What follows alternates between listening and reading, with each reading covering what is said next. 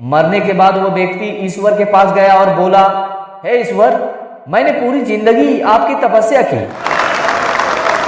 जिंदगी में बड़ा कुछ करने के लिए, जिंदगी में आगे बढ़ने के लिए, एक बड़ा बदलाव करने के लिए मौका सभी को मिलते हैं। जो लोग इस मौके को पहचान लेते हैं उनकी जिंदगी में एक जबरदस्त बदलाव आती है। वो लाइफ में बड़ा कुछ करते हैं, वो जिंदगी में आगे बढ़ते हैं। और जो लोग इस मौके को पहचान नहीं पाते उन लोगों की जिंदगी में कोई बदलाव नहीं आती, वो जिंदगी में आगे नहीं बढ़ पाते हैं, उनका जीवन जैसा था वैसा ही कटता है। आइए इस बात को इस कहानी के जरिए से और अच्छी तरह से समझते हैं। ये कहानी है गांव के एक व्यक्ति की। वो व्यक्ति जो ईश्वर पर बहुत विश्वास रखता था। एक बार वो व्यक्ति पेड़ के नीचे बैठा था और ईश्वर को याद कर रहा था, तो अचानक वहां बाढ़ आ गई। चारों तरफ पानी ही पानी। सब लोग अपने आप को बचाने के लिए ऊपर पहाड़ की तरफ भागने लगे। उनमें से एक आदमी ने देखा कि इस हालात में भी वो व्यक्ति ईश्वर की तपस्या कर रहा है।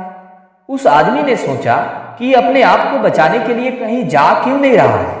तो उसने उस व्यक्ति से बोला, अरे आप कहीं जा क्यों नहीं रहे हो, आप भी मेरे साथ ऊपर पहाड़ की तरफ चलो, नहीं तो डूब जाओगे। उस व्यक्ति ने बोला, अरे मुझे क्या होगा, मैं तो ईश्वर की तपस्या कर रहा हूं, मुझे कुछ नहीं हो सकता, मुझे ईश्वर अपने आप बचाएगा। धीरे धीरे पानी उस व्यक्ति के कमर तक आ गया।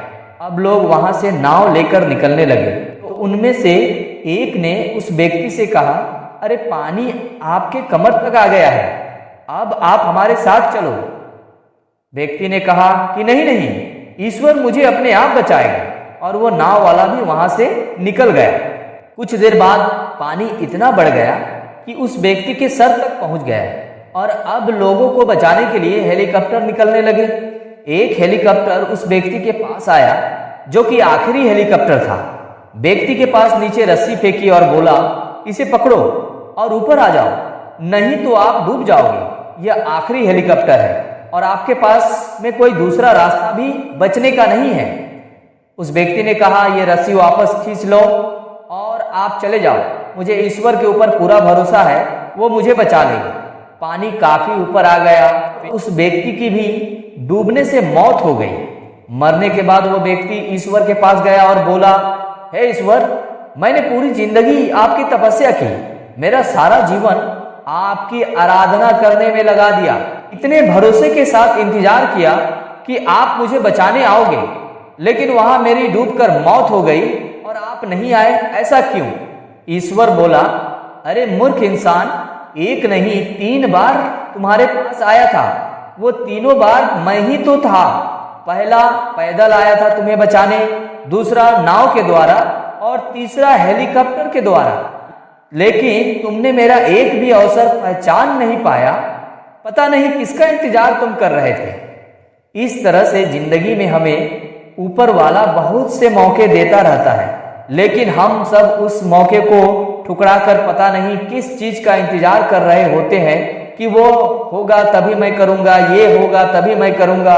और इस बात पर अड़े रहने से एक वक्त के बाद वो मौका हाथ से निकल जाता है और हम कुछ नहीं कर पाते हैं। तो किसी भी अच्छे समय का इंतजार मत करो, जो भी करना है आज और अभी से शुरू कर दो।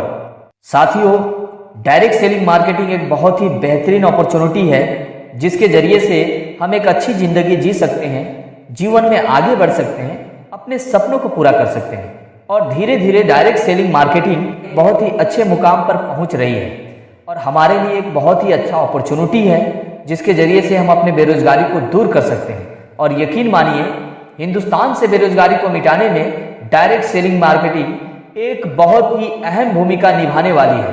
तो आइए आप भी इसका हिस्सा बनिए और इस मौके को हाथ से जाने मत दीजिए। आज से ही शुरू कीजिए डायरेक्ट सेलिंग मार्केटिंग बिजनेस को।